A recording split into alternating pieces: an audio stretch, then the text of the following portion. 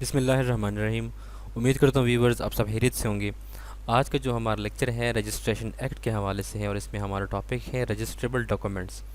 ये जो टॉपिक है रजिस्ट्रेबल डॉक्यूमेंट्स, इसके जो पहले दो सेक्शन है सेक्शन 17 और 18, वो मैं ऑलरेडी अपलोड कर चुका हूँ, प्लेलिस्ट में आपको मिल जाएंगे। इसके जो फर्दर सेक्शन है वो अब यहाँ पे हम इसको स्टडी करते हैं।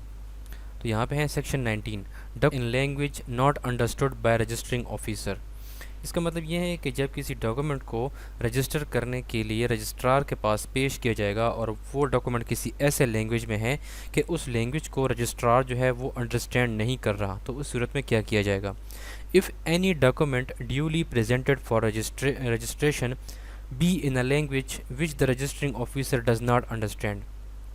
अब यहाँ पे कहते हैं कि जब किसी भी डॉक्यूमेंट को ड्यूली प्रेजेंट किया जाएगा। ड्यूली का मतलब ये है कि जो रजिस्ट्रेशन के लिए प्रेजेंट करने से पहले जो जो फॉर्मेलिटीज़ होती हैं वो सारी पूरी हो चुकी हैं और अब सिर्फ रजिस्ट्रेशन करना बाकी है। तो कहते हैं कि जब भी किसी डॉक्यूमेंट को ड्यूली प्रेजेंट किया जाएगा रजिस्ट्रेशन के लिए और वो डॉक्यूमेंट किसी ऐसे लैंग्वेज में है कि उस लैंग्वेज को जो रजिस्टरिंग ऑफिसर है, जो रजिस्ट्रार है, वो उस लैंग्वेज को अंडरस्टैंड नहीं कर रहा, and which is not commonly use in the district, और वो जो लैंग्वेज है वो कॉमनली यानी आमतौर पर उस डिस्ट्रिक्ट में बोली नहीं जाती, यूज़ नहीं की जाती। He shall refuse to register the document. तो अब यहाँ पे वो जो रजिस्ट्रार है वो उस डॉक्यूमेंट को रजिस्टर करने से इनकार कर सकता है, रिफ्यूज़ कर सकता है, unless it be accompanied by a true translation into a language commonly used in the district and also be a true copy. तो रजिस्ट्रार जो है ऐसे डॉक्यूमेंट को रजिस्टर करने से इनकार कर सकता है, लेकिन रजिस्ट्रार ये डॉक्यूमेंट तब रजिस्टर भी कर सकता है कि जब ये डॉक्यूमेंट जो है इसके साथ एक ट्रांसलेशन की एक अलग से कॉपी लगाई जाए, यानी इस डॉक्यूमेंट को ट्रांसलेट किया जाएगा उस लैंग्वेज में जो लैंग्वेज उसी डिस्ट्रिक्ट में कॉमनली यूज़ की जाती है, और साथ में एक कॉपी भी लगाई जाएंगी उस ट्रांसलेशन की इस डॉक्यूमेंट के साथ। तब जो है रजिस्ट्रार इस डॉक्यूमेंट को रजिस्टर कर सकता है। उसके बाद है section 20, documents containing interlineation, blanks, erasure और अल्ट्रेशन। अब कोई डॉक्यूमेंट रजिस्ट्रेशन के लिए ऐसा पेश किया गया है कि उस डॉक्यूमेंट में कहीं पे इंटरलाइनेशन है, यानी लाइन को काट के ऊपर कुछ लिखा गया है, या बीच में जो है ना कुछ ब्लैंक है, कोई खाली जगह छोड़ी गई है लाइन में, या जो है ना उसको कुछ मिटाया गया है, या कुछ चेंजिंग की गई है,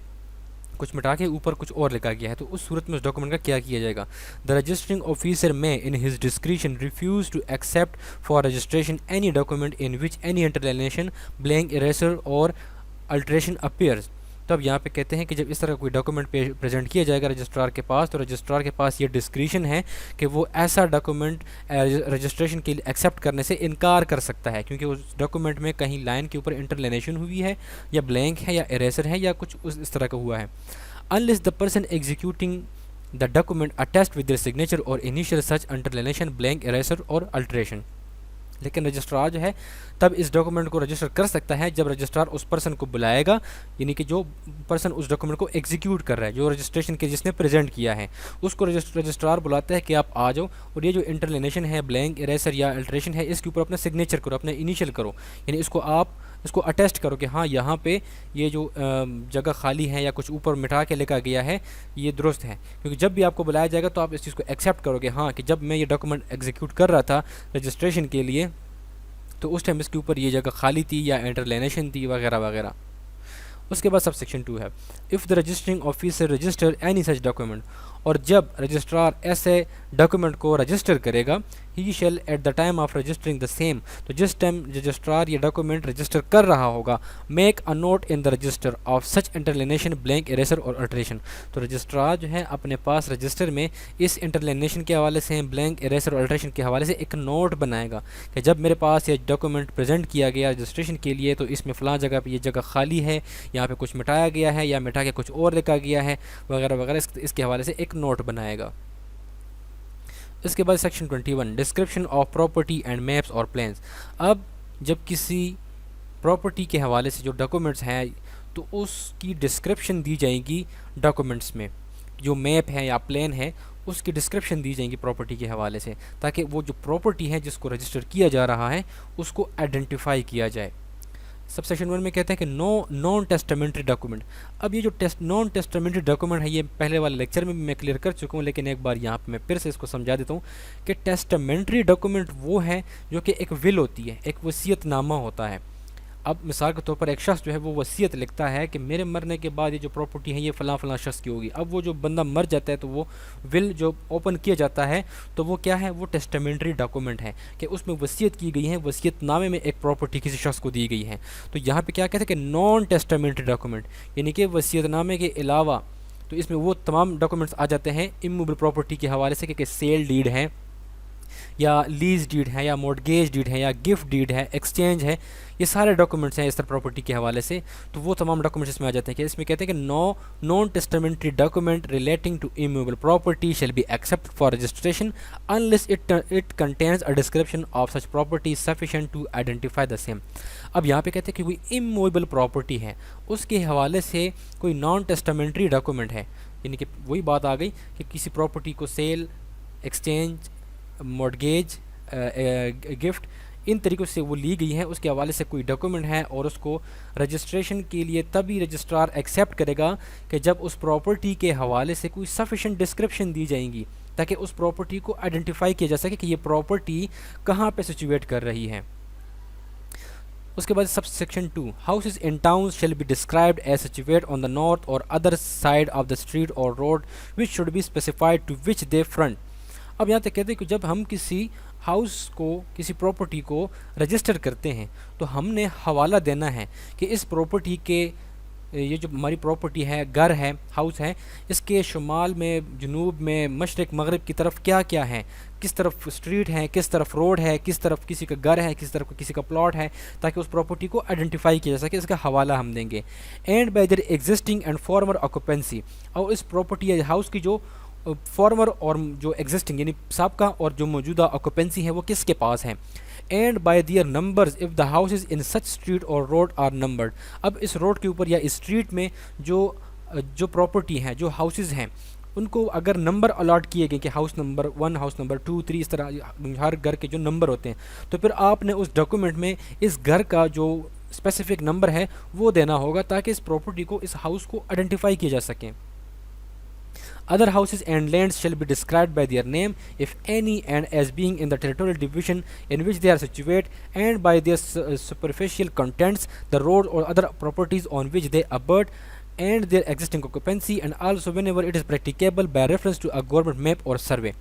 तो यहाँ पे यही कहते हैं कि जितने भी हाउसेज होंगे या लैंड्स होंगी तो उनको उनके नाम से डिस्क्राइब किया जाएगा कि इस प्रॉपर्टी के जो टेरिटोरियल डिवीज़न है, यानी कि इसके आसपास किसके घर हैं, किसके, मतलब कुछ भी ऐसे कोई प्रॉपर्टी, कुछ हवाला दिया जाए जिससे उस प्रॉपर्टी को आइडेंटिफाई किया जा सके, रजिस्ट्रेशन के लिए ईजी हो। No non-testamentary document containing a map or plan or any property comprising shall be accepted for registration unless it is accompanied by a true copy of the map or plan। अब यहाँ पे कहते हैं कि जो कोई भी नॉन टेस्टामेंट्री डॉक्यूमेंट है किसी प्रॉपर्टी के हवाले से, तो उसको रजिस्ट्रार तब तक एक्सेप्ट नहीं करेगा रजिस्ट्रेशन के लिए जब तक कि एक ट्रू कॉपी और मैप और प्लान की नहीं लगाई जाएगी। जिस तरह की मिसाल के तौर पर जो कुछ पटवार के पास जो रिकॉर्ड होता है कि खसरा नंबर, कतूनी नंबर, केवट नंबर, उसमें वो जो पटवार का जो रिकॉर्ड होता है जिसको हम फ़र्द कहते हैं वो लगाया जाएगा, तभी उस प्रॉपर्टी को रजिस्ट्रेशन के लिए उसके जो डॉक्यूमेंट्स है वो एक्सेप्ट किए जाएंगे। या कोई भी गवर्नमेंट ने जो मैप जारी किया है, कोई प्लान जारी किया है जिसमें वो नक्शा है, उस नक्शे में उस प्रॉपर्टी को आइडेंटिफाई किया जा सके, यही लगाया जाएगा उस डॉक्यूमेंट के साथ रजिस्ट्रेशन के टाइम। और in such case property situate in civil district by such number of true copies of the map और plan as are equal to the number of such district. या कोई प्रॉपर्टी ऐसी है कि वो डिफरेंट जो मतलब सिवल डिस्ट्रिक्ट में सिचुएट कर रही है, यानी कि 2 या इस तरह कुछ डिस्ट्रिक्ट्स के ऊपर वो तकसीम हुई है, तो फिर हर एक डिस्ट्रिक्ट ने जो अपना एक प्लान, एक मैप जारी किया है उसकी एक कॉपी जो है, ट्रू कॉपी लगाई जाएगी उन डॉक्यूमेंट्स के साथ, तभी उस प्रॉपर्टी के जो डॉक्यूमेंट्स हैं वो रजिस्टर किए जाएंगे। सेक्शन 22 जो है description of houses and land by reference to government map और सर्वे। अब यहाँ पे सब सेक्शन 1 में कहते हैं कि where it is in the opinion of provincial government practicable to describe houses not being houses in towns and lands by reference to a government map और survey, the provincial government map by rule made under this act require that such houses and lands as aforesaid shall for the purpose of section 21 be so described।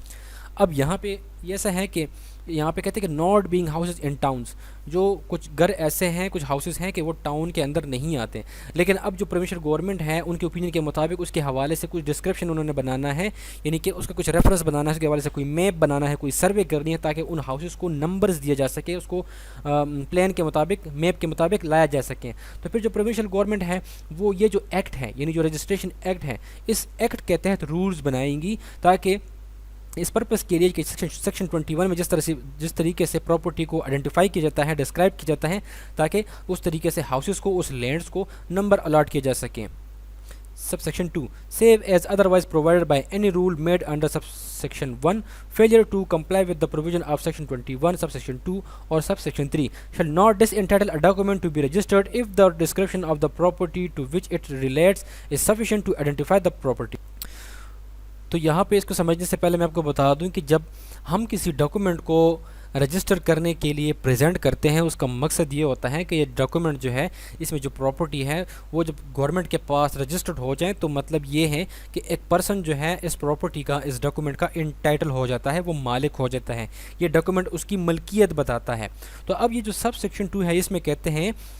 कि एक document जो है वो जो ऊपर हमने section 21 का सब सेक्शन 2 और सब सेक्शन 3 पढ़ा,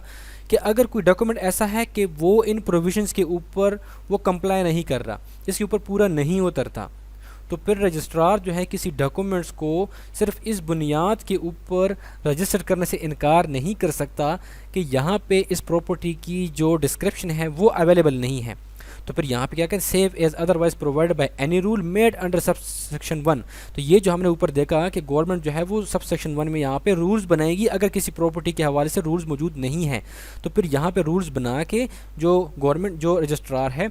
वो उस डॉक्यूमेंट को रजिस्टर करेगा। तो उम्मीद करता हूँ व्यूअर्स आपके आज का लेक्चर इंतहा इन्फॉर्मेटिव रहा होगा। Thank you so much.